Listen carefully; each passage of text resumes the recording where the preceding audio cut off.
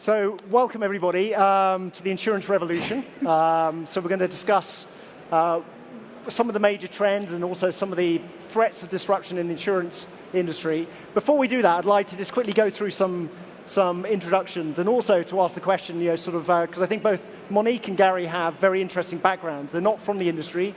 They're not maybe one of the sort of grown up through the industry, and maybe even some people maybe view those people as a bit dinosaur-like sometimes, but they come from other areas. And really just to introduce your background and just talk a little bit about how you got into insurance, what attracted you, and also perhaps what special skill you might have and why it attracted you. Gary, please go. Thank you, Jamie. So Gary Hoberman, MetLife, we're a Fortune 50 company, multinational, 46 countries we operate in.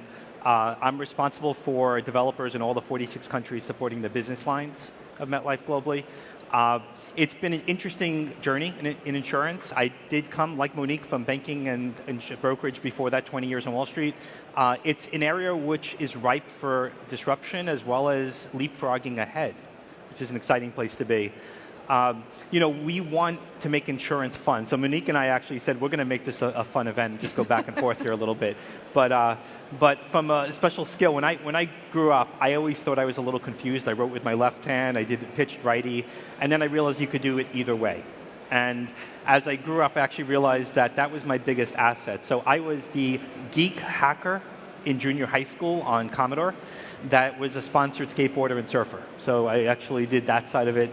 And that actually kept through my whole life. So I've got that contradiction that's been happening where, both sides of the brain can, where I could actually think of the idea and then execute on it. And that's where insurance is the most exciting for me. And we were talking about, most important thing as kids, I've got 3, 10, 8, and 4.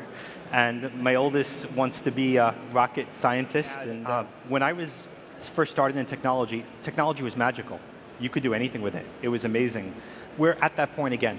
We're in that turning point where the bureaucracy and everything is going to be behind, thanks to the startup drive and the CEO mentality, which we all need to have. So when we're within our company, we've actually demonstrated that we could go head to head with a startup in creating a capability internal out instead of outside in, as well as knowing when not to do that and say, why would we ever attempt that? There's someone better at it than us. And I think when you look at what cloud's done for us, cloud didn't just enable startups to actually take on large corporations. It actually makes us question, are we the best at that? And if we're not, do we want to be? Or why would we ever want to be? Yeah. And step away and actually let someone else who's better at that do that. And that's how society will grow and how we'll change. And I expect to see the same through insurance companies as well. I'm sure many or most of you in the audience have had your demo failure day memory, which stays with you forever. I've had many where the demo didn't work as expected. My add-on there would be is a few weeks back, I did my second live demo to the board of directors.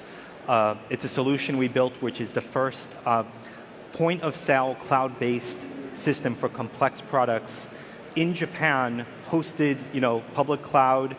And it's completely the first one with no relational database, complete open source, no relational database, which is exciting. And to actually do a live demo, and the first one I did of these, that's the second. The first one, I literally had Apple TV hooked up with my phone, going back and forth. And the interest and excitement is there when you see it, and instead of the traditional videos of interactions and reports. Okay, all right. I think that the primary point there's two things I would say. One is it's around talent, and the second thing it's around what's your competitive advantage and what do you want to be good at. So specifically, there is a lot of legacy in a company like ours, which is 160 years old. Yeah. And you can't let that legacy stop you from innovating and driving the new products forward. That can't be the roadblock. We did one of the largest, I think the largest deal this year where over 7 million policies were completely outsourced technology and operations to a company where they will make it their core competitive advantage to service. Yeah. So it's the best thing for the customers, and it's the best thing for our teams when they don't have to be distracted from languages like Assembler or Clipper or other languages which still are around and still there. On the talent play, it is completely around, and that's where it always comes down to is, one strong engineer is 100 times the value of the average engineer. And it's finding those people. The average engineer, you have to live with what they built for years and years to come. In insurance, it could be 20, 30 years or more. Yeah. Because the systems are a long life, as much life as the contracts. But finding those engineers which could knock it out of the park is the primary focus. It's you empower them and you drive.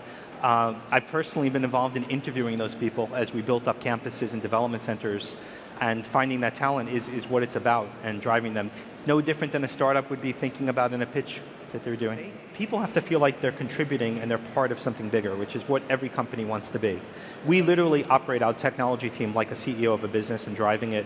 The product I mentioned, which took gold place, beating Amazon for silver, I hate to say it again, it was our idea. We drove the patent, we deployed it, I launched it. It wasn't launched by the business. And it shows you what we can do as technologists. The word that's been missing all along has been the word product, which Monique